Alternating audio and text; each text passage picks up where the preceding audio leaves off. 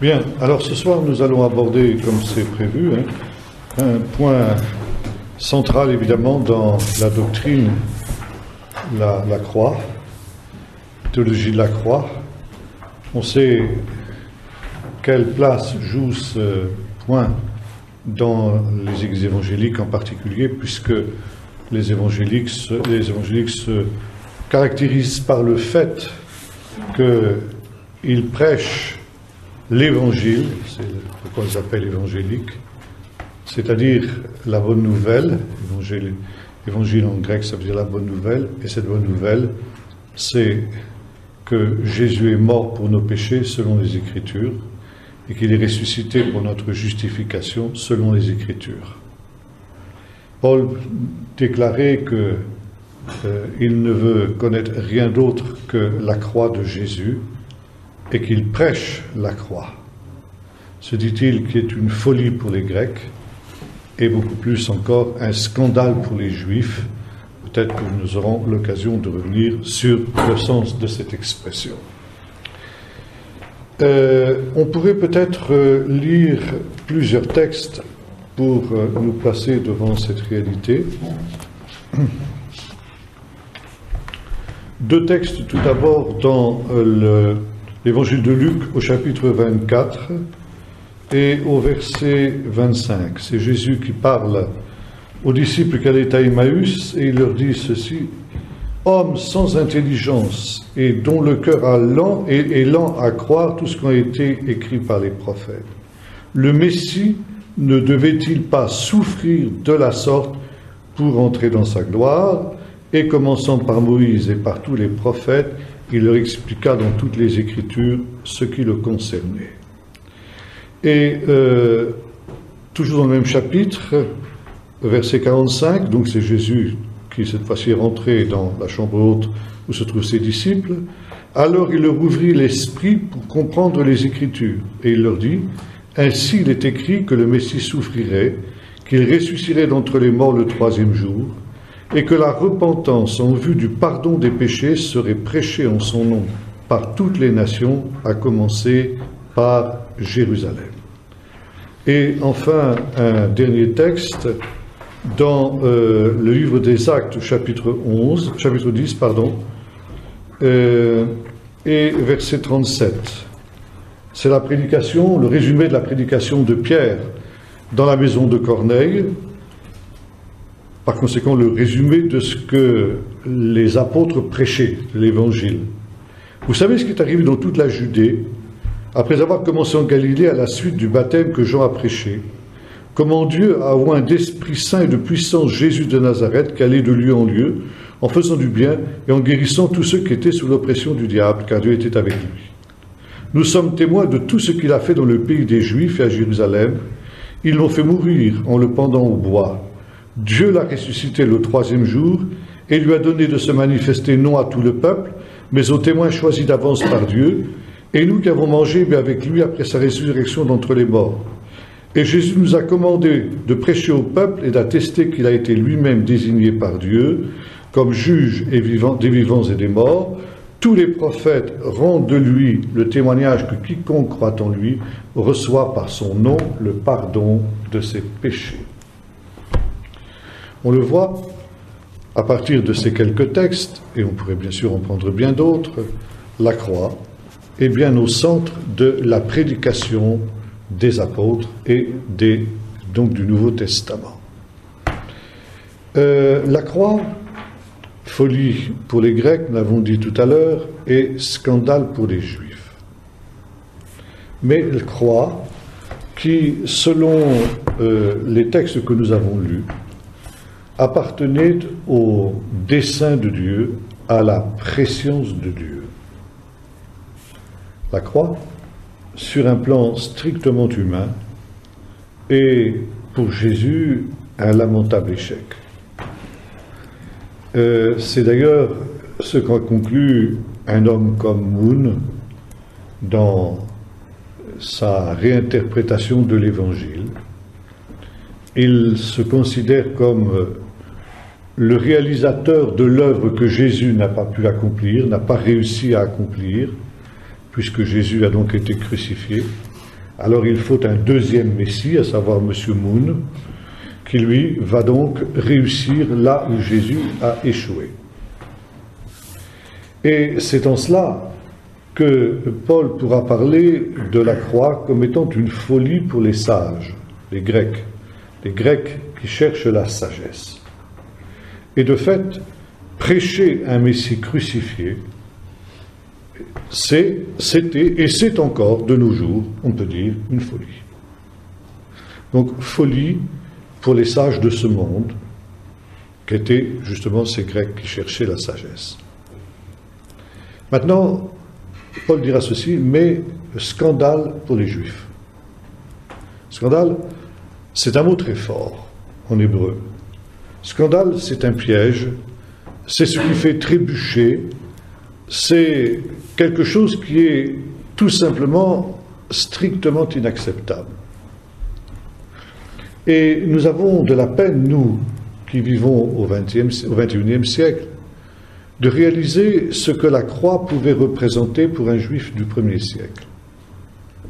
C'est aujourd'hui moins scandaleux pour un juif du XXIe siècle que ça ne l'était pour un juif du 1er siècle. Mais parler de la croix comme d'un scandale, pour un juif du 1er siècle, c'est un mot qui n'est véritablement pas trop fort. Pourquoi ? Eh bien, pour plusieurs raisons. D'abord, l'idée d'un Messie souffrant, ce n'est pas quelque chose qui est étranger au judaïsme. Et ceci jusqu'à nos jours. Nous avons lu les textes tout à l'heure où il est question du fait que le Messie devait souffrir avant d'entrer dans sa gloire. Ça, c'est quelque chose que l'on trouve dans le judaïsme jusqu'à nos jours. Et il nous est dit que, commençant par Moïse et par tous les prophètes, Jésus expliqua à ses disciples dans toutes les Écritures ce qui le concernait. Et notamment, chez les prophètes, l'idée d'un Messie souffrant est très présente. Elle est en particulier chez le plus grand des prophètes, à savoir Ésaïe, à partir du 40e chapitre de son livre. Le 40e chapitre du livre d'Ésaïe introduit une coupure, on peut dire une nouvelle partie dans le livre. C'est ce que les Juifs appellent le livret des consolations d'Israël, parce qu'il commence par cette expression « Consolez, consolez mon peuple ». Le livret des consolations d'Israël est le livre que l'on lit pendant 7 Shabbats qui suivent l'anniversaire de la destruction du temple, le 9e jour du mois d'Av, jusqu'au Nouvel An. C'est quelque chose qui vient de s'achever il y a quelques semaines maintenant, puisqu'il n'y a pas tellement longtemps qu'on a célébré le Nouvel An juif. Et on a les lectures des prophètes. Vous savez que chaque Shabbat, on lit une partie de la Torah, les 5 livres de Moïse, et une partie des prophètes. La Torah et les prophètes. Et la lecture des prophètes, qu'on appelle Haftara, est donc tirée de ce livret des consolations d'Israël. Dans ce livret des consolations d'Israël, il y a 4 poèmes qu'on appelle les chants du serviteur de l'Éternel. Ces 4 poèmes sont, d'une part, le chapitre 42, le chapitre 49, le chapitre 50, et la fin du chapitre 52 et la totalité du chapitre 53. Et dans ces 4 chants, ces 4 poèmes, on trouve la figure d'un mystérieux personnage que le prophète appelle le serviteur de l'Éternel. Alors, ce serviteur de l'Éternel, quel est-il ? Finalement, quand on lit ces textes, eh bien, il y a 2 interprétations possibles. 2 interprétations qui, d'ailleurs, ne sont pas contradictoires, mais souvent se recoupent, comme c'est souvent le cas. Le premier, c'est qu'il s'agit du peuple d'Israël, qui est appelé à être le serviteur de l'Éternel pour éclairer les nations. C'est particulièrement fort dans les deux premiers de ses poèmes, c'est-à-dire le chapitre 42 et le chapitre 49 du livre du prophète Ésaïe.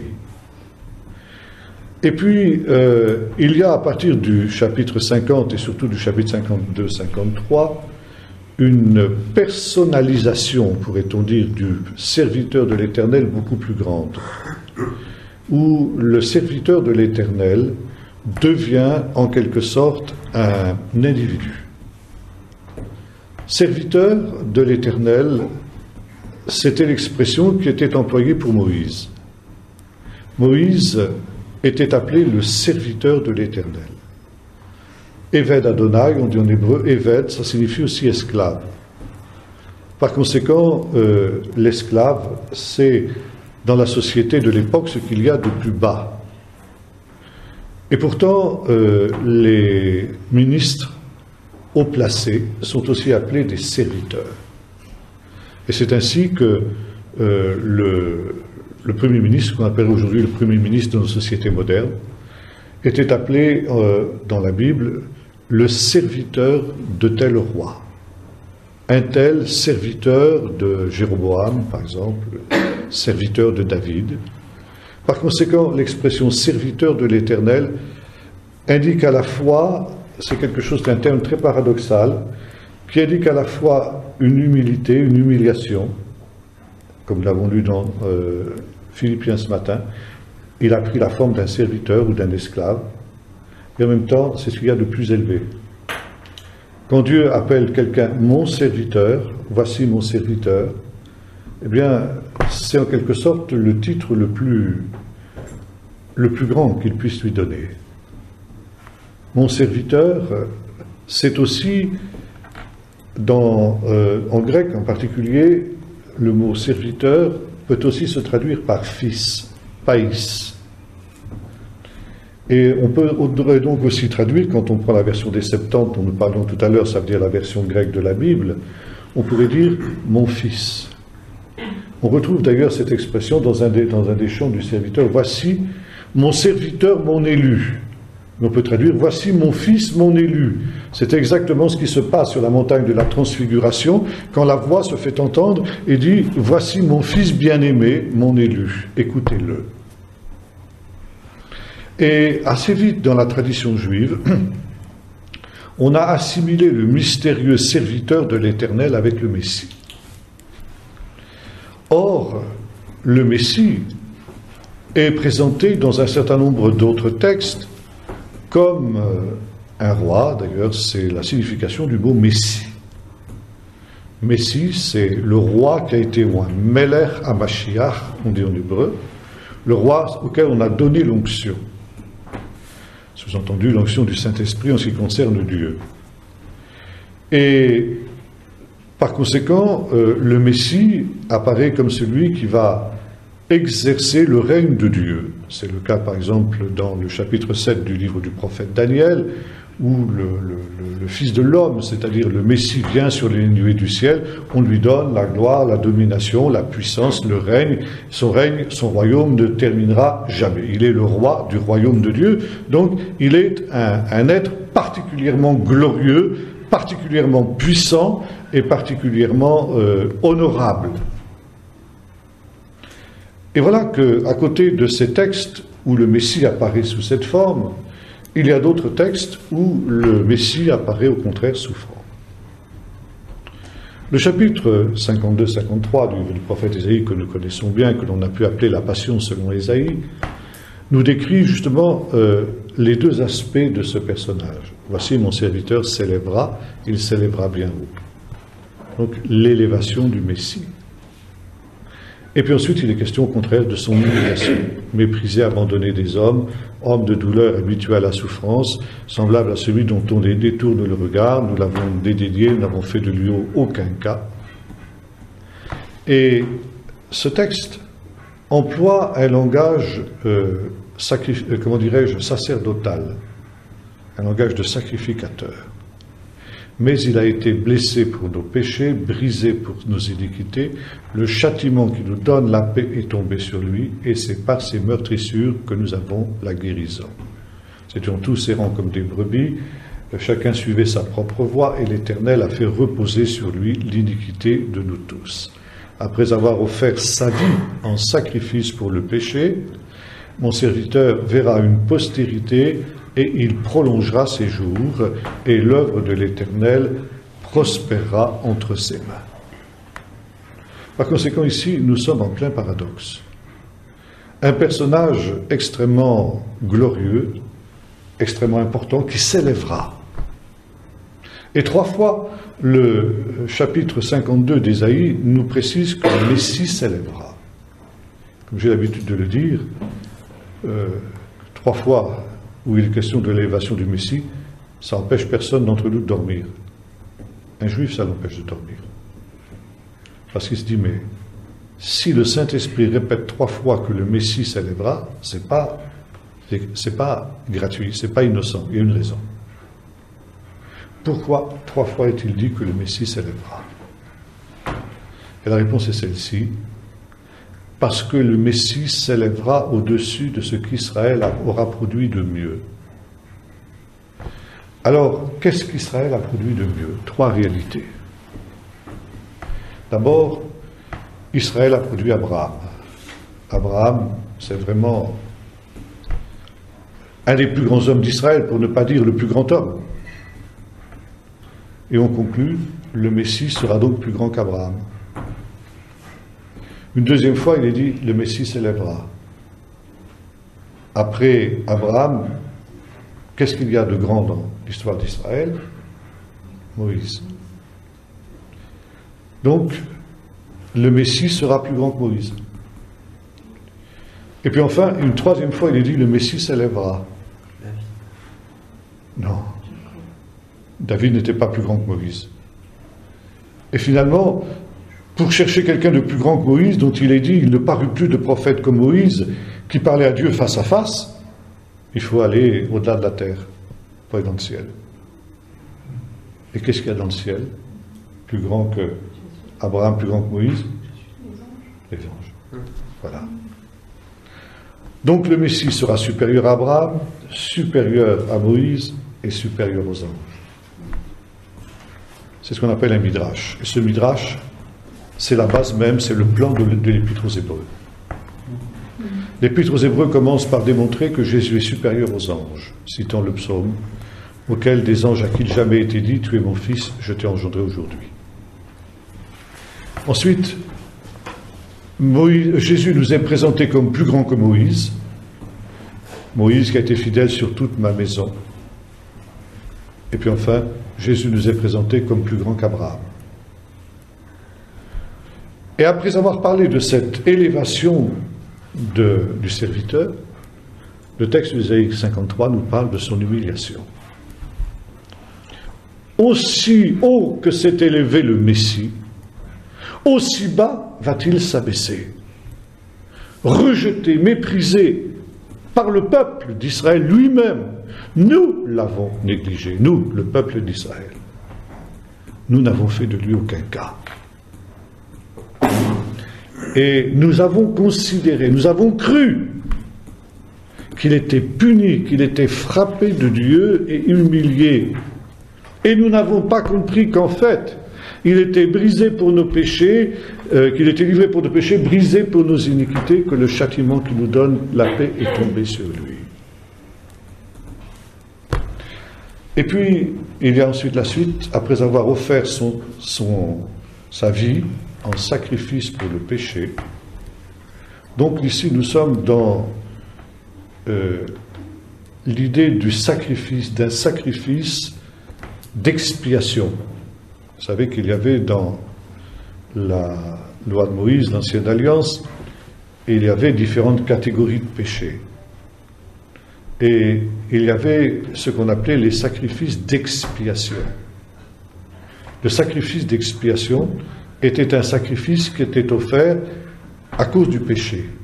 Quand un individu au sein du peuple d'Israël, ou le peuple d'Israël tout entier, ou une communauté, une ville, collectivité quelconque au sein du peuple d'Israël, réalisait qu'elle avait péché contre Dieu, on confessait ce péché, et ensuite on apportait un animal.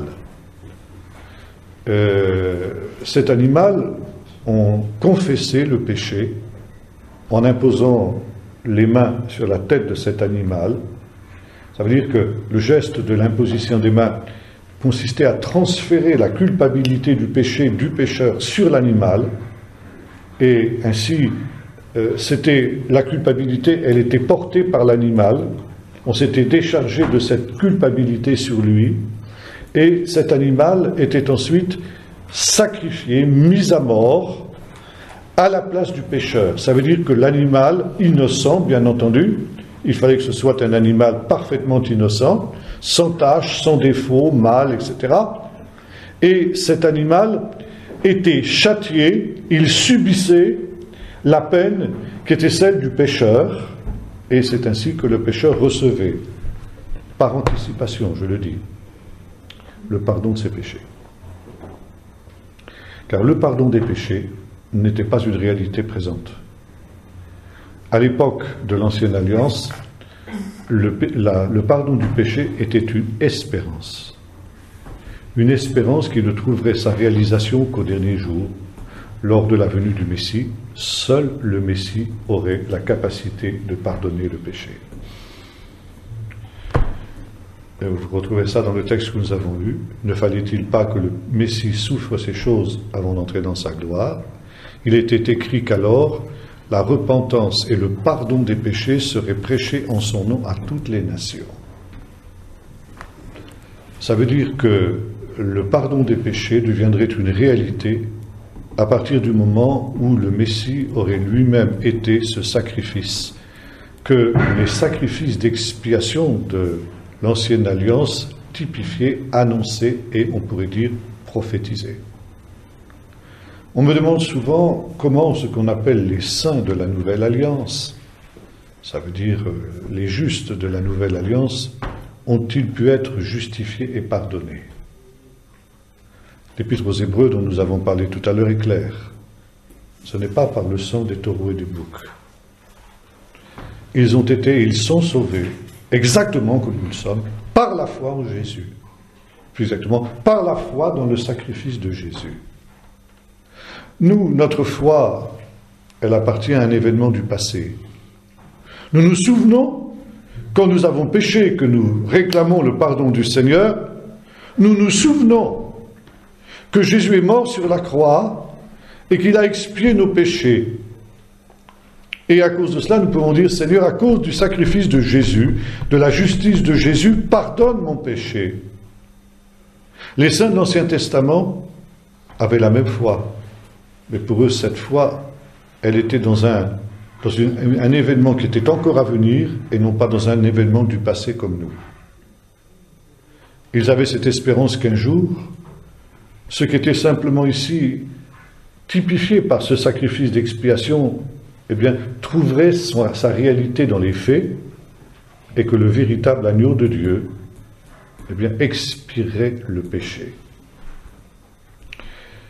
Il y avait un autre élément aussi, on trouve ça par exemple dans l'histoire du paralytique dont nous avons parlé ce matin, du paralytique de Capernaum. Vous vous souvenez bien sûr tous de cet épisode où les 4 amis de ce paralytique le montent sur le toit parce que la maison est pleine, Jésus est en train de prêcher l'évangile, et finalement ils font un trou dans le toit, ils amènent le paralytique au pied de Jésus.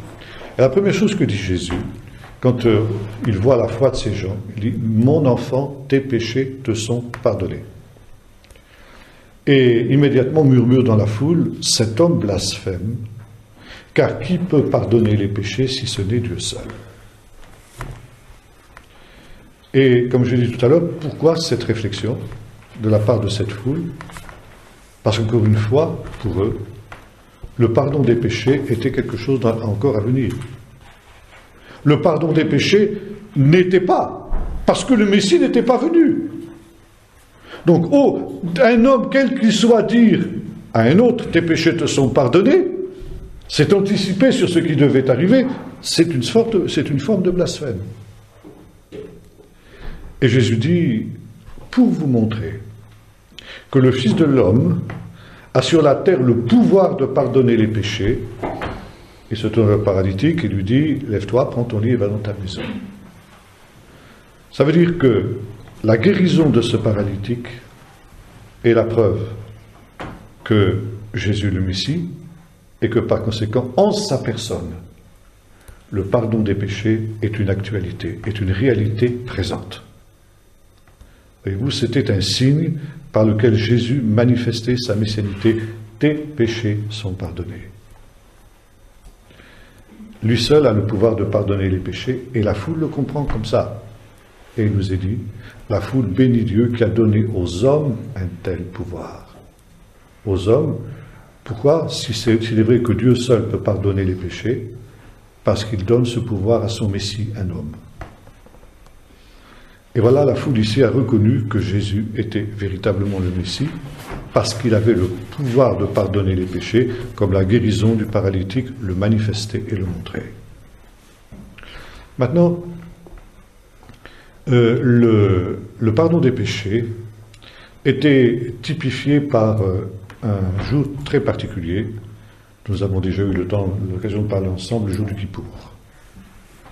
Les sacrifices d'expiation auxquels j'ai fait allusion tout à l'heure étaient essentiellement des sacrifices commis pour des péchés, plutôt donnés pour des péchés commis involontairement. Mais dans le rituel de l'Ancienne Alliance, il n'y avait pour ainsi dire pas de sacrifice pour le péché commis volontairement. Une seule fois dans l'année, il y avait un sacrifice pour ce genre de choses.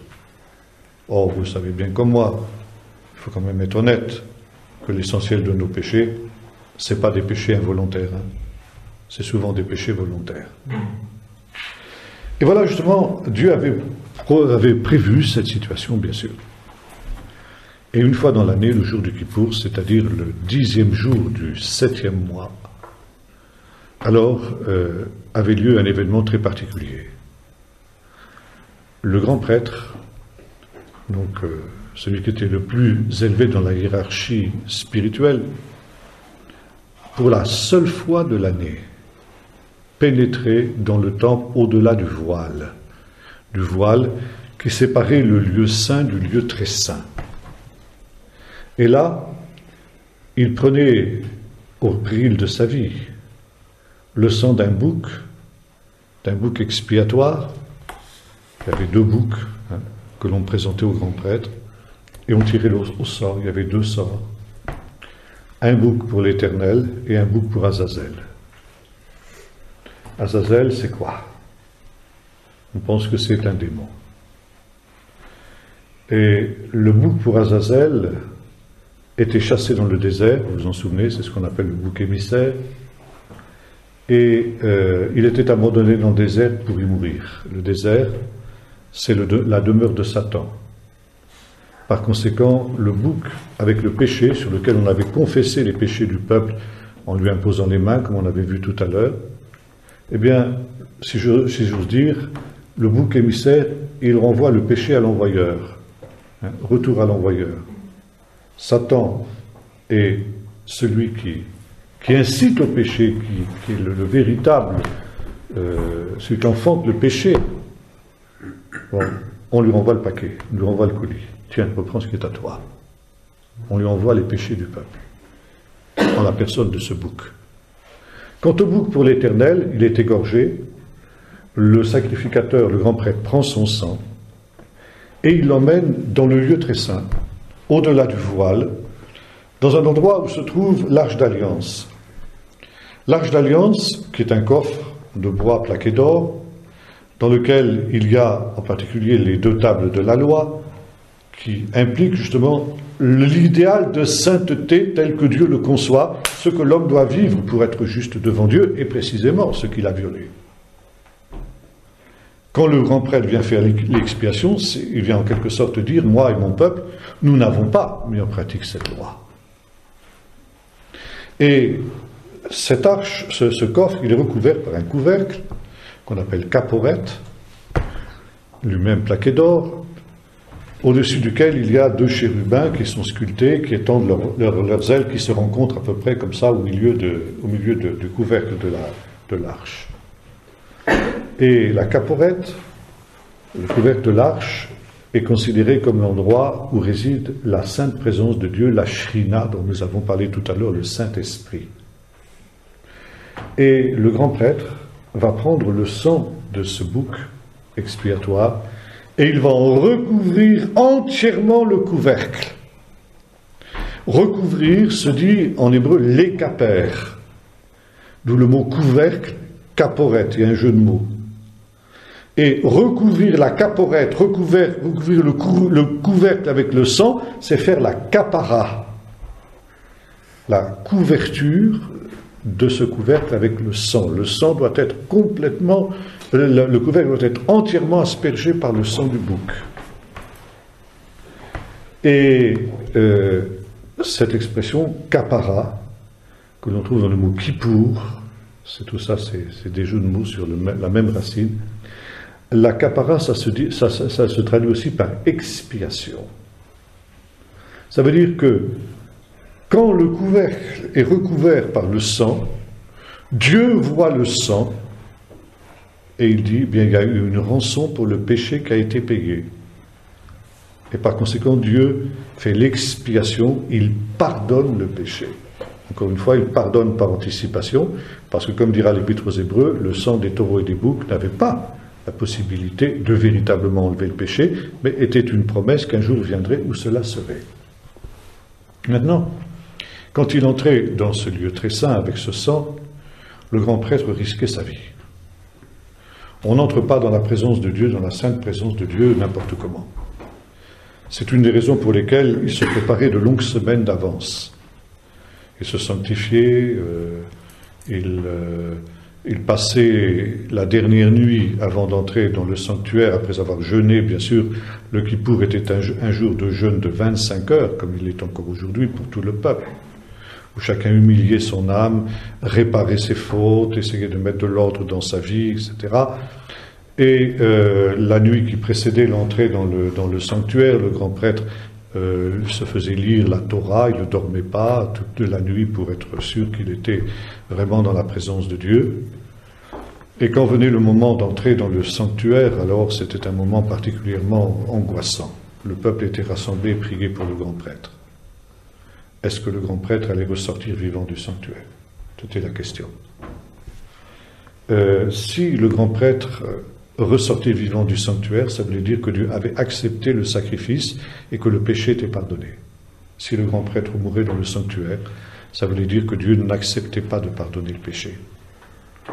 Et dans l'éventualité d'un pareil drame, parce que sûr, ça avait été un drame, on attachait autour de la taille du grand prêtre une corde qu'il déroulait derrière lui quand il entrait dans le lieu très saint, parce qu'on ne voyait pas ce qui se passait, bien sûr.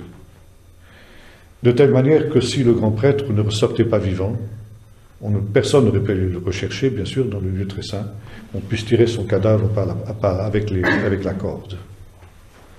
Et quand le grand prêtre disparaissait au-delà du voile, bien sûr, c'était un moment particulièrement angoissant. On n'entendait plus rien, on ne voyait plus rien. On pouvait imaginer ce qui se passait. D'ailleurs, le grand prêtre, avant d'entrer dans le sanctuaire, avait diffusé dans le lieu très saint un épais nuage d'encens pour qu'il voie le moins possible. Parce que voir Dieu, c'est mourir, nous l'avons vu tout à l'heure. Donc le nuage d'encens était là pour cacher ce qu'il y avait dans le sanctuaire. Même l'arche, il ne devait pas la regarder. Et puis quand, au bout de quelques longues minutes, interminables minutes, le voile s'écartait et que le grand prêtre ressortait vivant, c'était un soupir de soulagement. Alors le grand prêtre s'avançait sur les 15 marches qui étaient à l'entrée du sanctuaire, et là, il levait les mains, et il bénissait le peuple en disant « Shalom Alechem », ça veut dire « la paix soit avec vous ». Comme Paul dira dans l'Épître aux Romains, ayant été justifiés par la foi, nous avons la paix avec Dieu par Jésus-Christ notre Seigneur. Et quand il avait prononcé cette bénédiction, de toute la force dont il était capable, pour la seule fois de l'année, et lui seul, prononcer le nom imprononçable de Dieu, le tétragramme. Et quand le peuple entendait ce nom ineffable, il se précipitait à genoux et bénissait Dieu, qu'encore une fois, il avait accepté de pardonner les péchés de son peuple. Et quand le Kippour était passé, que les 3 premières étoiles s'étaient levées au firmament, le grand prêtre faisait un grand repas pour rompre le jeûne, où il glorifiait Dieu, il se réjouissait de ce que Dieu lui ait permis de sortir vivant du sanctuaire. On me demande souvent, est-ce qu'il y a eu des circonstances où le grand prêtre n'est pas ressorti vivant du sanctuaire? À ma connaissance, non. Dieu a toujours accepté justement l'expiation qui avait été faite. Ce rituel de Kippour, il est central dans l'Épître aux Hébreux. L'Épître aux Hébreux nous décrit justement en quelque sorte l'idée d'un Kippour céleste. Et là, l'auteur de l'Épître aux Hébreux, qui est un anonyme, je ne sais pas qui est véritablement l'auteur de l'Épître aux Hébreux, s'agit-il de Paul ou d'un autre, peu importe. En tout cas, nous dit qu'il part du texte de Moïse qui était monté sur la montagne pour recevoir le plan du tabernacle, et Dieu lui avait dit « Tu feras tout selon le modèle que je t'ai montré sur la montagne ». Et de ce verset, le judaïsme a déduit l'idée que, en fait, il y a dans le ciel un temple céleste qui est le modèle du temple terrestre, parce que le tabernacle, c'était en quelque sorte un temple portable, et le temple de Salomon sera construit sur un tabernacle non mobile, en quelque sorte. Et par conséquent, Moïse a vu le ciel ouvert, il a vu le temple céleste, et il a reproduit pour le tabernacle ce qu'il avait vu dans le temple céleste.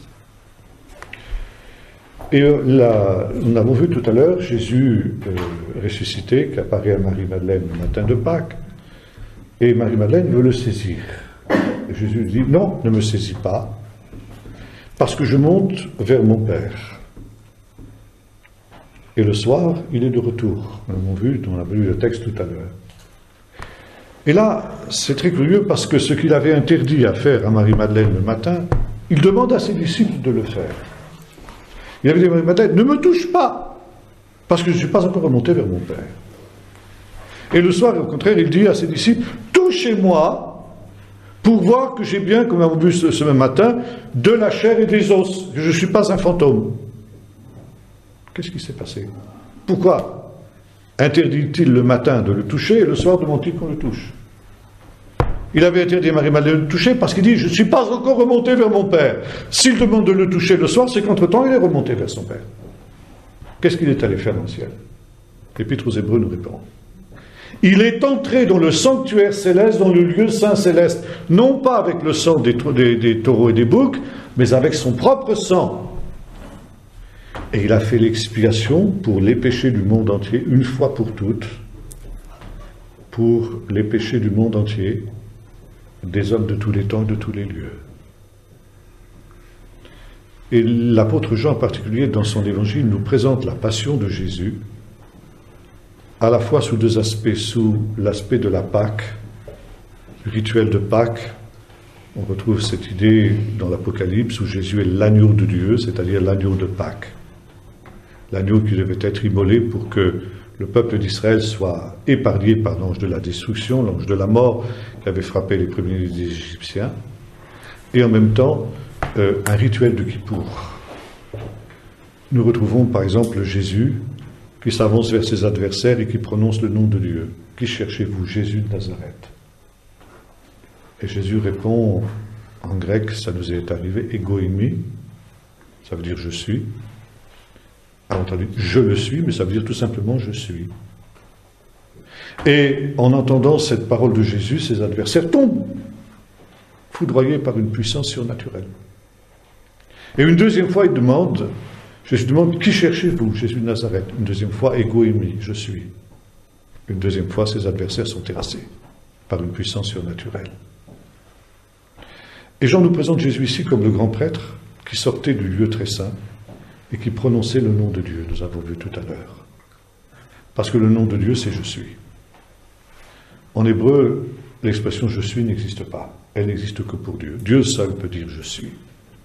Et le tétragramme, le nom imprononçable que nous ne connaissons pas, eh bien c'est tout simplement « je suis ». Ça veut dire que Jésus qui a prononcé cette parole non pas en grec, il n'a pas dit « ego eimi », il l'a prononcé en hébreu, on ne sait pas ce qu'il a dit, personne ne sait jusqu'à aujourd'hui comment se prononce le nom de Dieu, eh bien il a prononcé le nom de Dieu. Et à cette parole, les adversaires de Jésus ont été terrassés de la même manière que le peuple se prosternait quand il entendait le nom divin le jour du Kippour. Nous le retrouvons dans la chambre haute, après la résurrection, après son retour justement du lieu très saint. Il est remonté au ciel, comme il avait dit à Marie-Madeleine. Il est entré dans le lieu très saint, il a fait l'expiation dans le temple céleste avec son propre sang, et il sort du sanctuaire vivant. Et là, vous comprenez l'importance de la résurrection. Encore une fois, si le sacrificateur ne ressortait pas vivant du sanctuaire, ça voulait dire que le pardon des péchés n'était pas accordé. Mais quand on voyait ressortir le sacrificateur du sanctuaire, on savait que Dieu avait accordé le pardon des péchés. L'entrée du sacrificateur dans le sanctuaire, c'était une sorte de mort. Et sa sortie du sanctuaire, c'était une sorte de résurrection. Jésus est entré donc dans le ciel par la mort, il a fait par sa mort l'expiation avec son propre sang, et il est ressorti vivant. Ça veut dire la résurrection de Jésus est la preuve que le sacrifice de Jésus a été accepté. Et que Dieu a accepté de pardonner le péché. Que par son sang, nos péchés sont pardonnés. Et c'est la résurrection qui nous le dit. Et quand Jésus se présente vivant à ses disciples dans la chambre haute, qu'est-ce qu'il fait? Il dit exactement mot pour mot les paroles du grand prêtre quand il sortait du sanctuaire vivant. Shalom Aleichem. La paix soit avec vous. Et il les bénit. Jean nous présente la passion de Jésus qui occupe presque la moitié de son évangile, c'est-à-dire l'importance qu'elle a dans l'évangile de Jean, la passion, n'est-ce pas? Eh bien, nous présente cette passion comme un second Kippour, comme le véritable Kippour, l'expiation du péché. Et la résurrection, donc ici, est la preuve que le pardon des péchés est accordé, que le sacrifice a véritablement toute son efficacité. Il y a de nombreuses années, je me trouvais en Grèce. Nous avons rencontré des frères orthodoxes. Et ces frères orthodoxes nous ont interpellés vigoureusement, d'une manière qui ne m'a pas plu du tout, du tout. Et là, ils nous ont dit ceci: vous les latins. Alors vous savez, moi, descendant du Huguenot, me faire traiter de latin, j'ai pas aimé. Honnêtement, j'ai pas aimé. Vous les latins, il a dit, vous insistez trop sur la mort de Jésus et pas assez sur sa résurrection. Or, comme nous l'avons dit tout à l'heure, sans la résurrection, la mort de Jésus n'est rien d'autre qu'un lamentable échec. Il ne faut jamais mentionner la mort de Jésus sans mentionner sa résurrection. Et en réfléchissant sur cette parole, vous voyez, ça fait des années, je m'en souviens encore, après, je me suis dit, ils ont raison. Et c'est vrai que dans la tradition latine, eh bien, on insiste trop sur la mort et pas assez sur la résurrection. C'est vrai pour les Romains, les vrais latins, alors. Vous voyez partout des crucifix, des scènes représentant la passion dans les églises. Et puis finalement, la résurrection, on la mentionne infiniment moins que la mort. Il y a une telle insistance sur la mort de Jésus que ça en devient pratiquement morbide. Jusque dans nos milieux évangéliques, c'est pareil. Il suffit de prendre notre hymnologie. Si vous prenez par exemple un recueil comme Les ailes de la foi, vous avez des dizaines et dizaines de cantiques où il est question de la mort de Jésus, de son efficacité, etc. Les cantiques sur la résurrection, vous en trouvez en tout et pour tout dans le recueil une dizaine. Ça veut dire infiniment moins que de ceux où il est question de la mort. Et quelque temps après, je lisais une biographie de Billy Graham. Et Billy Graham racontait comment, la première fois qu'il était allé à Moscou, c'était encore du temps du communisme, il avait prêché dans cette grande église baptiste qui était la seule église à l'époque du temps du communisme. Et Billy Graham est un homme très très humble, bien qu'un grand homme de Dieu. Et en général, quand il avait terminé une mission quelque part, il demandait au pasteur de l'endroit si son message avait bien passé. Ils ont demandé au pasteur de l'endroit de critiquer ce qu'il avait dit. Il faut le faire, hein. Et alors il avait demandé à ces pasteurs russes qu'il avait invités, il dit, est-ce que mon message est bien passé, est-ce qu'il est bien adapté ici au public russe? Et les pasteurs russes ont dit ceci, oui, c'est pas mal, mais vous insistez trop sur la mort de Jésus, pas assez sur la résurrection. Et Billy Graham m'a dit, j'ai réfléchi à ça et j'ai compris qu'ils avaient raison. Et je me suis décidé, disait-il, à insister plus sur la résurrection quand je mentionnais la mort de Jésus, de jamais mentionner la mort de Jésus sans la résurrection. Alors j'ai trouvé ça intéressant, je dis tiens, c'est exactement ce que ces frères grecs nous ont dit. Vous voyez, ce n'étaient pas des Grecs, c'était des Russes, ils n'étaient pas orthodoxes, ils étaient baptistes, mais ils étaient quand même très influencés par l'orthodoxie, forcément, étant en Russie. Et c'est vrai, quand on visite par exemple les églises orthodoxes, alors attention, je vais être très clair, je suis à fond, à 300% contre les icônes. Hein. Mais quand vous voyez les icônes, russes ou orthodoxes, eh bien, on est très loin justement de l'art latin. Cet art qui est marqué justement par le côté un peu morbide, je pense par exemple en particulier au catholicisme ibérique, qui a le plus poussé cet art morbide du culte de la mort, des souffrances, etc. Même le Christ en croix dans les icônes grecques est auréolé, nimbé par la lumière de la résurrection. Et la croix de Jésus, dans l'art grec, dans l'art orthodoxe, c'est un trône triomphal où la résurrection n'est jamais séparée de la mort. Et là, voyez-vous, c'est très important. Et je reviens à ce qu'on disait tout à l'heure sur scandale pour les Juifs. Folie pour les Grecs, scandale pour les Juifs. Encore une fois, en lisant les cantiques du serviteur de l'Éternel, l'idée d'un Messie qui souffre et d'un Messie qui meurt, c'est quelque chose qui est central dans l'Écriture, comme Jésus le rappelle aux disciples d'Emmaüs et comme il le rappelle aux disciples dans la chambre haute, comme Pierre le rappelle à Corneille, quand il expose à ses païens pour la première fois l'Évangile, il fallait que le Messie souffre ces choses avant d'entrer dans sa gloire et avant que la repentance et le pardon des péchés soient annoncés à toutes les nations. C'est à cause de cette mort et ces souffrances du Messie que le pardon maintenant devient accessible, devient non plus une promesse comme nous l'avons vu tout à l'heure, mais devient bel et bien une réalité présente. Alors, un Messie qui souffre, vous avez ça dans le judaïsme aujourd'hui encore. Alors, le judaïsme, comme le christianisme, se trouve confronté à ces deux images contradictoires du même Messie. Comment le Messie peut-il être à la fois le Messie royal, le Messie qui règne, qui vient sur les nuées du ciel comme Daniel, et comment peut-il être le Messie souffrant? Et voyez-vous, les deux confessions ont résolu ce problème de manière différente. Le christianisme a dit, eh bien, parce que le Messie vient en deux temps. Il vient une première fois pour être le Messie souffrant, le serviteur de l'Éternel des chants d'Ésaïe, et il viendra une deuxième fois comme Messie royal, comme Messie glorieux. Le judaïsme a trouvé une solution différente, parce qu'il ne connaît pas Jésus, bien sûr. Il croit en deux Messies. Un Messie souffrant, que l'on appelle le Messie fils de Joseph, qui doit mourir. Et quand il aura accompli cet acte, le Messie souffrant laissera la place à la venue d'un deuxième Messie, le Messie fils de David, qui sera le Messie royal. Le premier Messie, le Messie fils de Joseph, sera un Messie sacerdotal.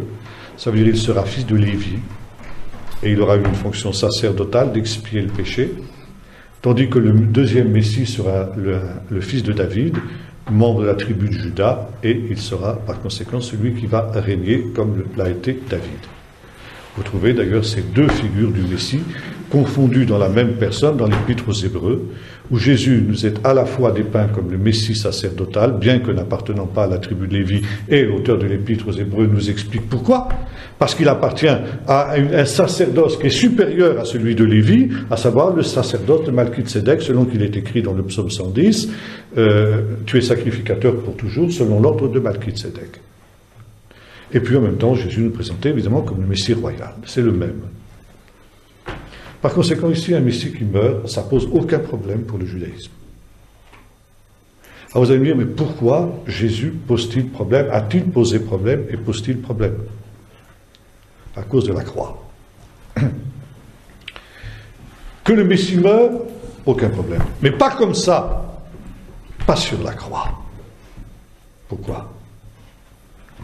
Parce que la croix, non seulement dans la culture de l'époque, c'était la mort réservée par les Romains aux plus grands criminels, à ceux que l'on voulait humilier. C'était d'abord extrêmement douloureux sur le plan physique, mais en plus c'était la pire des humiliations. Un citoyen romain, par exemple, ne pouvait pas être crucifié. Paul a été décapité parce qu'il était citoyen romain, on ne pouvait pas le crucifier, tandis que Pierre, qui n'était pas citoyen romain, sa tradition, a été crucifié. Mais surtout pour un juif, la croix était assimilée à une pendaison. Et vous savez ce qui est écrit dans le livre du Deutéronome, « Maudit est quiconque est pendu au bois ». Ça veut dire que celui qui sera pendu au bois sera retranché du sein de son peuple. C'est exactement ce que dit Isaïe. Nous l'avons considéré comme retranché du sein de son peuple. Et voyez-vous, on dit beaucoup de bêtises sur la mort de Jésus. Et la mort de Jésus a été utilisée pour culpabiliser le peuple d'Israël. Et une accusation terrible contre le peuple d'Israël, c'est qu'Israël est le peuple déicide, celui qui a tué Jésus. Et par conséquent, puisque Jésus est Dieu, nous l'avons vu ce matin, il a tué Dieu. Est-ce qu'il peut y avoir un plus grand crime que celui de tuer Dieu? Non, ça n'existe pas. Donc les Juifs sont les plus grands criminels de tous les lieux, de tous les temps. C'est pour ça qu'on peut les tuer, qu'on peut les brûler, qu'on peut les gazer, tout ce que vous voudrez, puisque de toute façon, ce sont les assassins de Dieu. Or, quand nous lisons l'évangile de Jean, chapitre 11, 12, après la résurrection de Lazare, le Sanhédrin juge Jésus in absentia. Et Caïphe pose la question suivante, que ferons-nous? Car il est évident que cet homme fait beaucoup de miracles. Et voilà la parole importante, il dit ceci. Si nous le laissons faire, tout le peuple croira en lui. Vous avez déjà noté ça?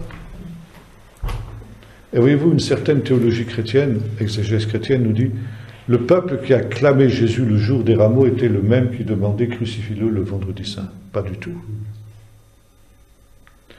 Le peuple, dans son ensemble, était prêt à recevoir Jésus comme Messie. Voilà le témoignage de l'Écriture. Et ça a effrayé les grands prêtres. Et les grands prêtres ont dit, comment empêcher ça? Comment empêcher que le peuple reconnaisse Jésus comme le Messie? Un autre texte qui nous montre comment le peuple était auprès de Jésus, c'est que tous les évangiles, les trois synoptiques sont d'accord pour dire que les prêtres qui sont décidés à mettre la main sur Jésus, disent que ce ne soit pas pendant la fête pour qu'il n'y ait pas d'émeute parmi le peuple. Ça veut dire, si nous mettons la main sur Jésus, ostensiblement, le peuple va se soulever pour protéger Jésus, pour arracher Jésus de nos mains. C'est ça que ça veut dire. Vous voyez le peuple qui a crié « Crucifie-le ». Le crucifie-le, c'était une petite poignée des serviteurs du grand prêtre qui étaient dans une salle 3 fois grande comme celle-ci, où Jésus a été jugé. Et alors, finalement, le plan des grands prêtres était celui-ci. Comment persuader le peuple que Jésus n'est pas le Messie? C'est non pas de présenter Jésus mort, si on avait lapidé Jésus, ou si on l'avait tué par l'épée, et fait rater. Parce qu'on aurait dit Jésus est le fils, et le Messie, fils de Joseph, qui meurt. Mais si nous présentons le Messie pendu, c'est-à-dire crucifié, ça veut dire, on dira au peuple, vous voyez, il est l'objet d'une malédiction de Dieu, il est rejeté par Dieu. Donc il ne peut pas être le Messie. Et ça réussit parfaitement. Parce que les disciples qui vont à Emmaüs disent ceci à Jésus, quand il s'approche de lui. Nous espérions que ce serait lui qui délivrerait Israël. C'est une manière de dire, nous espérions que ce serait lui qui serait le Messie. Mais depuis que nous l'avons vu crucifié, nous savons que nous sommes trompés, que Jésus n'est pas le Messie puisqu'il a été crucifié. Même les disciples doutaient quand ils ont vu Jésus crucifié. Et c'est la raison pour laquelle Saul de Tarse, Paul, était tellement opposé à la prédication de Jésus. Scandale pour les Juifs. Et Paul, quand il exprime cette réalité dans sa fameuse épître aux Corinthiens, il parle de sa propre expérience.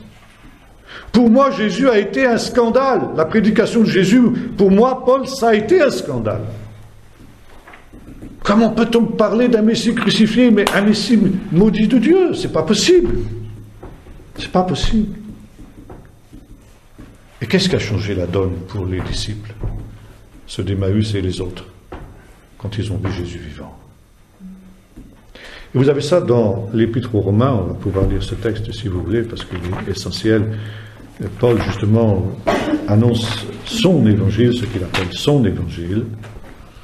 Chapitre 1er, verset 1er, Paul, serviteur de Jésus-Christ, appelé à être apôtre, mis à part pour l'évangile de Dieu. Cet évangile, Dieu l'avait promis auparavant par ses prophètes dans les Saintes Écritures. Il concerne son Fils, né de la descendance de David selon la chair, et voilà, écoutez bien, et déclaré Fils de Dieu avec puissance selon l'Esprit de sainteté par sa résurrection d'entre les morts. Ça veut dire quoi? Ça veut dire qu'en ressuscitant Jésus d'entre les morts, Dieu a annulé le jugement des hommes. Il a dit, vous l'avez crucifié, et vous avez nous faire croire qu'il était maudit de Dieu. Eh bien, moi, en le ressuscitant, moi, Dieu, je vous dis que ça, je n'accepte pas. Je justifie Jésus. Et je le déclare innocent de tout ce que vous lui avez reproché. Et je déclare que, loin d'être rejeté de Dieu, il est bien le Messie et le Fils de Dieu promis. C'est le sens de l'intervention de Pierre le jour de la Pentecôte, quand il dit, ce Jésus qui a été crucifié, Dieu l'a ressuscité des morts, nous en sommes témoins, et puisqu'il a ressuscité des morts, que toute la maison d'Israël sache avec certitude que Dieu a fait Messie et Sauveur ce Jésus qui a été crucifié. D'où l'importance de la résurrection, inséparable, nous l'avons vu tout à l'heure, de la crucifixion, parce que c'est la preuve que le péché est expié, 2, c'est la preuve que Jésus est bien le Messie et le Fils de Dieu. Et que par conséquent, bien qu'il ait été crucifié, eh bien, il n'est pas maudit de Dieu, au contraire.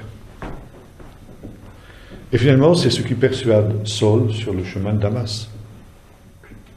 Quand il voit Jésus vivant, parce qu'il le voit vivant, ce n'est pas une vision, ce n'est pas un rêve, il voit Jésus en chair et en os, exactement comme les disciples ont vu Jésus vivant après la résurrection.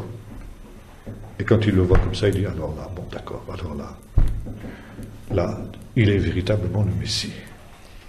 Et c'est là qu'il change complètement son fusil d'épaule. Donc ici, les souffrances du Messie. Et voyez-vous, dans la tradition juive, il y a cette idée que, comme je dis ici, le Messie doit connaître une période de souffrance. On appelle ça en hébreu « Issuré Mashiach » ou « Révélé Mashiach ». Il y a l'idée, dans le judaïsme, que le règne messianique ne vient pas d'une manière paisible et harmonieuse, mais vient dans une crise grave. Une crise qui est une crise douloureuse. Et dans la tradition juive, on appelle ça Yimot HaMashiach, ça veut dire les jours du Messie, à ne pas confondre avec Biat HaMashiach, la venue du Messie. Yimot HaMashiach, c'est la période qui va précéder la venue du Messie. Il y a certaines traditions, c'est très intéressant d'ailleurs, qui nous disent que cette période va durer 2000 ans. Et pendant cette période-là, il va y avoir des temps extrêmement difficiles, extrêmement troublés, qui seront semblables aux douleurs de l'enfantement. La venue du royaume, c'est comme un enfantement. L'enfant naît dans la douleur, dans une crise. Vous trouvez dans 2 textes du Nouveau Testament cette idée. Jésus, au moment de sa mort, justement, quand il annonce sa mort à ses disciples dans les discours d'adieu dans l'évangile de Jean, dit à ses disciples, la femme, quand elle enfante, éprouve de l'angoisse parce que son heure est venue, mais quand elle a donné jour à l'enfant, elle ne se souvient plus de sa douleur, dans la joie, qui pour elle, le fait qu'un homme soit né dans le monde, vous aussi, vous êtes dans la tristesse, je vous reverrai, et votre cœur se réjouira, nous vous ravira votre joie.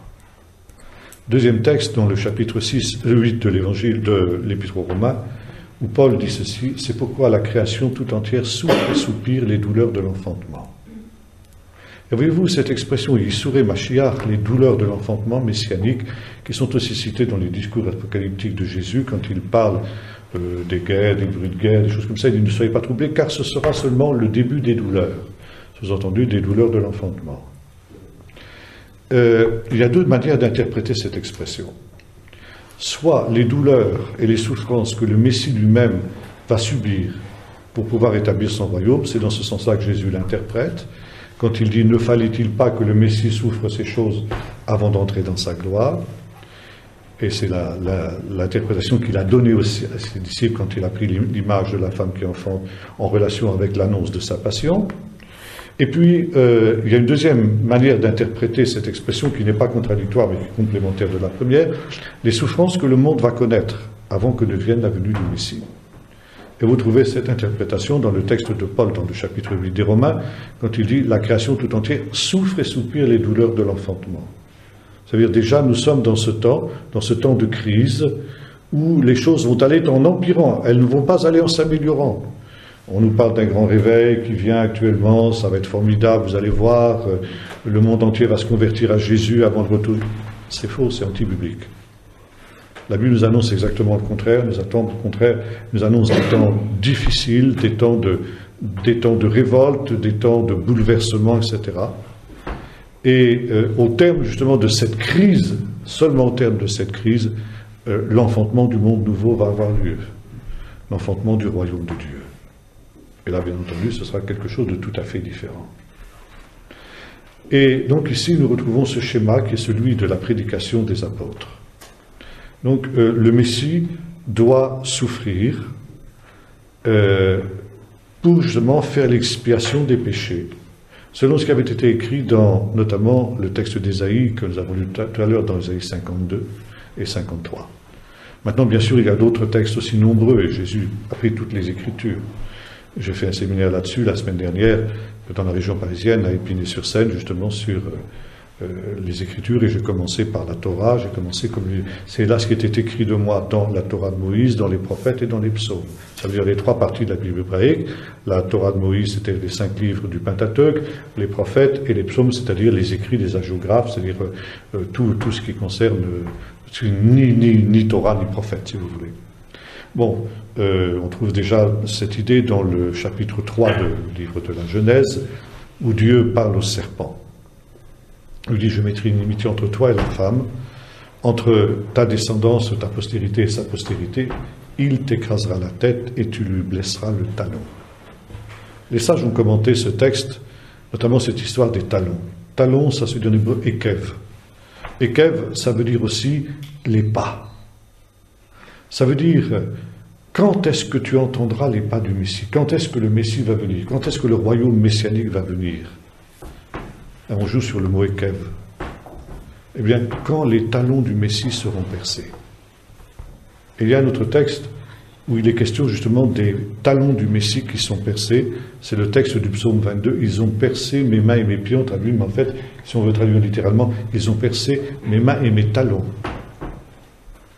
Et comme je disais tout à l'heure, on sait que la crucifixion, par le squelette d'un crucifié qu'on a trouvé en 1970 sur le mont des Oliviers, eh bien, le clou passé non pas dans les deux pieds superposés, comme le montrent les Christ de nos calvaires, etc., mais dans les deux talons qui étaient joints comme ça.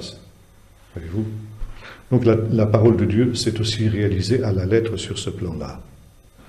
Bon, on retrouve aussi cette idée dans l'idée que le Messie est le fils de Péretz. Péretz, celui qui fait la brèche, le fils de Tamar. Tamar, qui avait donné naissance à deux jumeaux, dans le deuxième s'appelait Péretz, celui qui fait la brèche. La brèche, parce que justement le côté du Messie sera percé, vous trouvez sur la croix. Vous avez aussi, un autre texte dans Genèse 49, etc. Bon, je passe sur tous ces textes-là parce que ça serait trop long. Mais disons, de nombreux textes bibliques annoncent effectivement la mort du Messie, les souffrances du Messie, comme condition indispensable pour que le royaume de Dieu vienne. Et il faut préciser avec force que la mort de Jésus n'est pas un accident, n'est pas quelque chose qui n'avait pas été prévu. Le livre de l'Apocalypse nous dit ceci: l'agneau de Dieu a été immolé avant la fondation du monde. Ça veut dire que la mort de Jésus entrait dans le plan de Dieu avant même la création. Vous avez un midrash dans le judaïsme qui nous raconte que le Messie était dans le jardin d'Éden avant la création du monde, et Dieu lui parle et lui dit: Messie, mon serviteur, est-ce que tu vois ce qui va se passer dans le monde? Tu vois le péché de l'homme va se révolter contre moi. Toi seul, tu peux faire l'expiation pour le péché. Est-ce que tu es prêt à descendre de cette gloire dans laquelle tu es pour venir faire l'expiation du péché? Et le Messie dit oui. Et ça lui dit: mais attention, ça va te coûter cher. Tu souffriras, et on reprend les termes d'Ésaïe 53, rejeté, méprisé, abandonné des hommes, etc. Est-ce que malgré ça, tu es prêt à aller? Le Messie dit oui. Et donc, Dieu dit: bon, à cause de ça, je vais créer le monde. Puisque tu es d'accord d'accomplir ce sacrifice, eh bien, je suis d'accord de créer le monde, moi aussi, malgré le péché qu'il y aura dans l'homme. Et par conséquent, ici, ce n'est pas quelque chose, Golgotha n'est pas un événement qui a pris Dieu au dépourvu, et Dieu, pour essayer de sauver la mise, a finalement ressuscité Jésus parce qu'il a été un peu dépassé par les événements lui-même. Non, c'était quelque chose qui entrait dans le plan de Dieu, dans la volonté de Dieu lui-même. Et Jésus donc devient ainsi la rançon, le Rédempteur, et à cause de cela, à cause de ce sacrifice, il y a quelque chose de nouveau qui commence. Et ça, les textes que nous avons lus le précisent. C'est que, à cause de ce sacrifice, la repentance et le pardon des péchés sont accessibles, non pas seulement au peuple d'Israël, mais à toutes les nations. Et que la repentance et le pardon des péchés seraient prêchés en son nom à toutes les nations. C'est sur cette base que Pierre, va vers Corneille, comme nous l'avons vu tout à l'heure. Les prophètes tous donnent de lui ce témoignage, que quiconque croit en lui, juif ou non juif, reçoit en son nom le pardon de ses péchés. Et quand il prononce ces paroles, vous savez, le Saint-Esprit descend sur les païens et ils sont baptisés dans le Saint-Esprit, preuve qu'effectivement Dieu les a acceptés. Jusqu'à la mort de Jésus, le salut était réservé au seul peuple d'Israël. Seul le peuple d'Israël avait connaissance de Dieu, de la véritable foi. Et comme dira l'apôtre Paul dans l'Épître aux Éphésiens, vous païens autrefois, vous étiez étrangers à toutes ces choses, étrangers aux alliances, vous étiez éloignés, vous étiez sans espérance, sans Dieu, sans Messie, sans rien, sans Torah. Et en Jésus, vous qui étiez loin, maintenant vous avez été rapprochés et vous faites un avec le peuple de Dieu. Et commence avec la mort de Jésus une dispensation nouvelle, où cette bonne nouvelle doit être prêchée à toutes les nations. Et ça répond à une autre prophétie que nous trouvons dans le chapitre 49 du livre de la Genèse, où il nous est dit ceci, une prophétie sur Juda: le sceptre ne s'éloignera pas de Juda, ni le bâton du commandement d'entre ses pieds, jusqu'à ce que vienne le Shiloh, et que les peuples lui obéissent. Ça veut dire que quand viendra le Shiloh c'est le Messie, alors les peuples reconnaîtront, se soumettront au Messie. Selon qu'il est écrit dans le psaume 2, demande-moi, je donnerai les extrémités de la terre pour héritage. Et quand les disciples demandent à Jésus avant l'ascension, est-ce en ce temps-là que tu rétabliras le royaume d'Israël? Jésus ne dit pas qu'il ne le fera pas, mais il dit, pas avant qu'avec le Saint-Esprit, vous ayez été mes témoins à Jérusalem, en Judée, en Samarie et jusqu'aux extrémités de la terre. Voyez-vous, la croix, elle ouvre la porte aux païens. Et Jésus, le Messie d'Israël, devient alors le sauveur des païens. Mais Jésus ne peut être le sauveur des païens que s'il est le Messie d'Israël.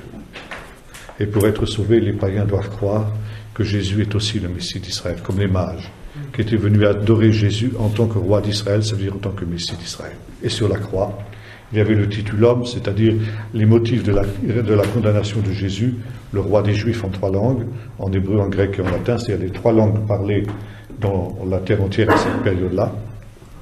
Ça veut dire tout l'univers doit savoir que Jésus est le Fils et Jésus est le Messie d'Israël.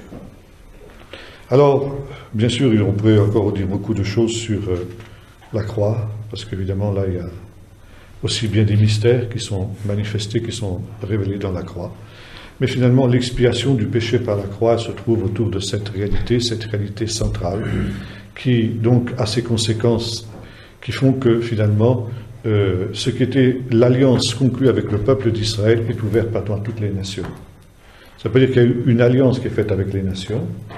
Un pasteur me disait, l'ancienne alliance, l'Ancien Testament, c'est avec Israël, le Nouveau Testament, c'est avec les païens. Je dis, c'est pas vrai.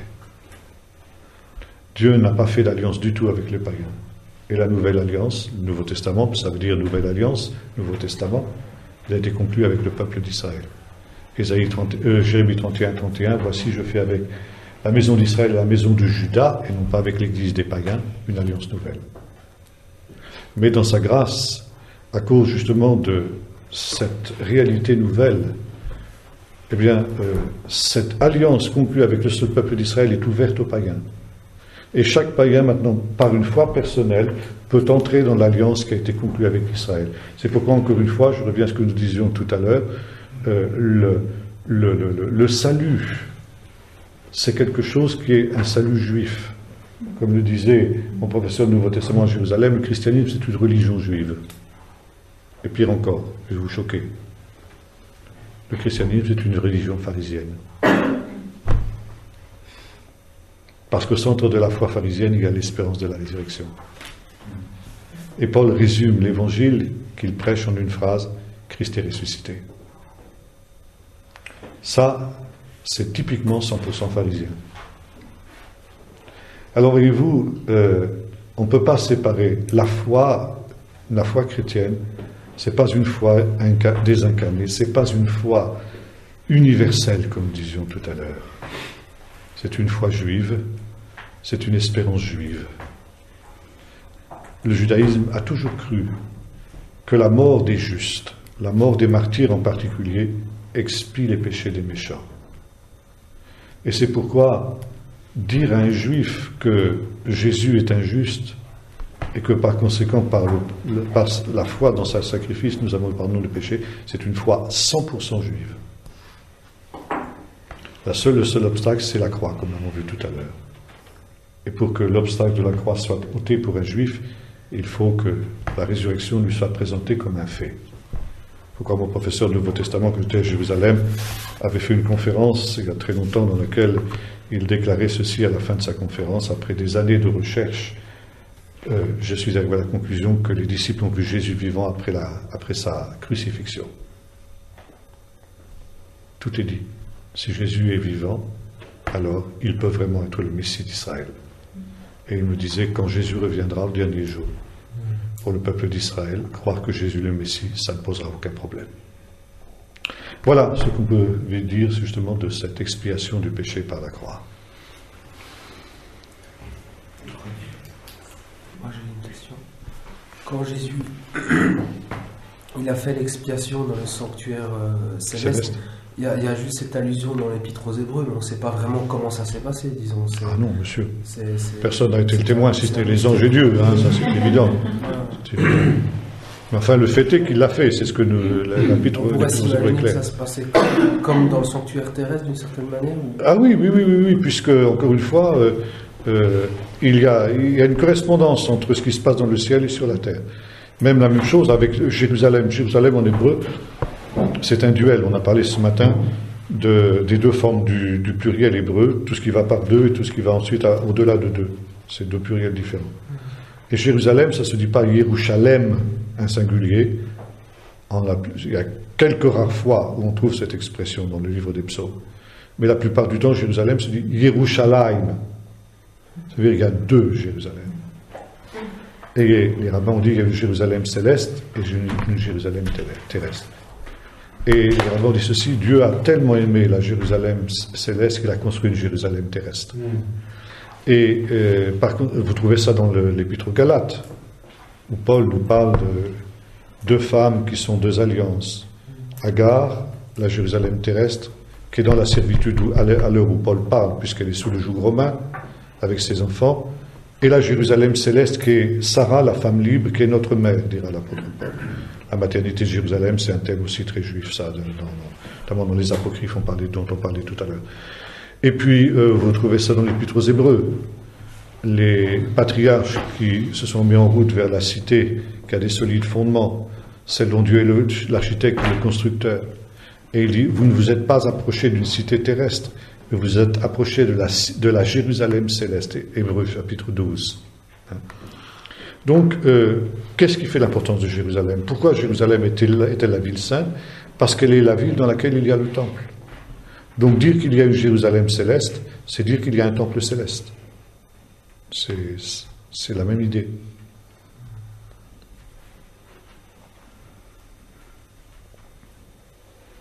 Et par rapport à l'instrument, de la croix comme instrument de mort, c'est parce que, je comprends déjà c'est contextuel par rapport aux Romains, mais c'est aussi donc parce que c'est le pire châtiment qui pouvait exister, c'est ça Oui, absolument. Et Ésaïe 53 reprend ce thème en disant il a été mis au rang des malfaiteurs. C'est cité par Jean dans son évangile, en parlant de Jésus crucifié entre les deux brigands. Et finalement, comme nous le voyons aussi dans l'épître aux Philippiens qu'on avons lu ce matin, il s'est rendu obéissant jusqu'à la mort, ce qui est déjà beaucoup, mais pire, même jusqu'à la mort de la croix. Ça veut dire la pire des humiliations. Il est descendu aussi bas qu'on puisse descendre. On ne peut pas descendre plus bas que ça. Ça veut dire il s'est identifié au pire des pécheurs. Et la croix, il fallait que Jésus meure sur la croix et pas autrement. D'ailleurs, il a failli mourir autrement à plusieurs reprises. Et ça ne s'est jamais produit parce qu'il fallait qu'il meure sur la croix. Et la croix, donc, signifiait deux choses. Premièrement, que Jésus s'est identifié avec les pires malfaiteurs, ça veut dire que les pires pécheurs peuvent être certains que le pardon est aussi pour eux. Et puis, deuxièmement, il a été retranché de son peuple. Et c'est justement ça l'idée de l'ouverture aux païens. Si Jésus a été retranché de son peuple, ça veut dire qu'il est devenu comme un païen, et par conséquent, il a été assimilé aux païens pour être aussi le sauveur des païens. Donc, les païens peuvent être aussi sauvés. Voilà, c'est ça l'idée.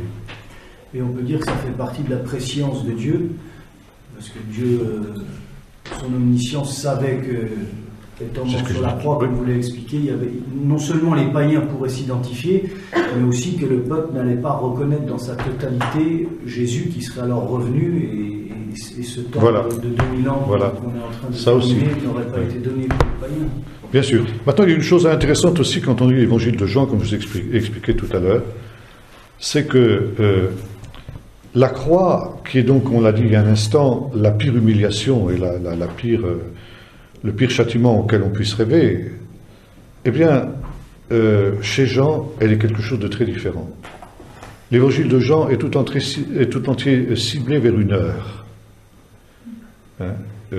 Par exemple, on parlait de plusieurs tentatives de mettre Jésus à mort, et Jésus échappe parce que son heure n'était pas encore venue. Et dans le chapitre 12 de l'évangile de Jean, quand viennent les Grecs à la dernière Pâque, Jésus dit « Maintenant l'heure est venue ». Cette heure pour laquelle il était venu, il dit « Seigneur, délivre-moi de cette heure, mais c'est pour ça que je suis venu jusqu'à cette heure ». Il dit ceci, l'heure est venue où le Fils de l'homme va être glorifié. Et ensuite il s'adresse à ses adversaires, il dit « Quand vous aurez élevé le Fils de l'homme, Père, glorifie ton Fils. » Et voyez-vous, cette croix, qui est donc l'humiliation suprême, dans l'évangile de Jean, elle devient une élévation. Le Messie est élevé dans une gloire, c'est la gloire. Et là, on est en plein paradoxe, parce que la croix, donc, c'est l'humiliation, et en même temps, c'est un trône où Jésus règne. Et l'évangile de Jean nous présente en particulier Jésus sur la croix, mais maître des événements jusqu'à la fin. Femme, voilà ton fils, fils, voilà ta mère. Il s'adresse à son disciple et à sa mère, etc. Il dit pour que l'écriture soit accomplie, j'ai soif, etc. Et finalement, il meurt, il rend l'esprit quand il le décide. Comme il l'a dit quelque temps plus tôt, personne ne prend ma vie, je la donne de moi-même. J'ai le pouvoir de la donner, j'ai le pouvoir de la reprendre. Et quand il dit maintenant c'est accompli, c'est fini, le but est atteint, on l'a dit ce matin, bon, je n'ai plus rien à faire, il rend l'esprit à son Père, il meurt au moment qu'il a décidé lui-même, où il a décidé lui-même de mourir, de rendre l'esprit. Ça veut dire, la croix, c'est un trône d'où il règne. Et de cette croix, justement, descend finalement trois choses pour l'apôtre Jean. Donc, le cœur de Jésus est percé par le coup de lance du Romain et sortent de l'eau et du sang. Et puis, Jésus rend l'esprit. Or, dans la première épître de Jean, vous voyez, il y a trois témoins. Trois, parce que toute disposition sera accomplie sur le modèle de 2 ou de 3 témoins. Il y a trois qui rendent témoignage, l'eau, l'esprit et le sang, et les 3 sont d'accord. Et sur la croix, vous retrouvez ces 3 éléments. L'eau et le sang qui sortent de son côté percé, et l'esprit quand Jésus rend l'esprit. Rendre l'esprit en grec, évidemment, ça a le même sens qu'en français, ça veut dire mourir, exhaler le dernier soupir, mais dans le langage de Jean, c'est plus. Il donne l'esprit. Parce que l'esprit n'avait pas encore été manifesté, parce que Jésus n'avait pas encore été glorifié. Là, Jésus est glorifié sur la croix, et par conséquent, maintenant, l'esprit va pouvoir se répandre dans le monde entier. Et finalement, la croix devient en quelque sorte comme ce nouveau temple. Le corps de Jésus est le temple. Les prophètes avaient annoncé un temps où du temple purifié, du temple renouvelé, du temple eschatologique, eh bien sortirait un torrent qui féconderait le désert, qui rendrait à la terre sa fertilité paradisiaque de l'Éden. Et on retrouve ça. Donc là, sort de la croix ce fleuve d'eau et de sang, le sang qui purifie, l'eau qui rend la vie, et puis l'esprit qui devait être répandu simplement au moment où Jésus allait être glorifié. Jésus, si quelqu'un croit en moi, des fleuves d'eau vive couleront de son sein, comme dit l'Écriture. Vous puiserez avec joie de l'eau sur celui du salut, Ésaïe 12. Et donc, à partir du moment où Jésus meurt, il en est ainsi. Et Jésus, quand il rentre dans la chambre haute le soir de Pâques, dans l'évangile de Jean, souffle sur ses disciples en disant « Recevez le Saint-Esprit ». Ça veut dire, c'est la nouvelle naissance. Ils sont régénérés par l'Esprit, ils sont les premiers à naître de nouveau, naître d'Esprit, quoi.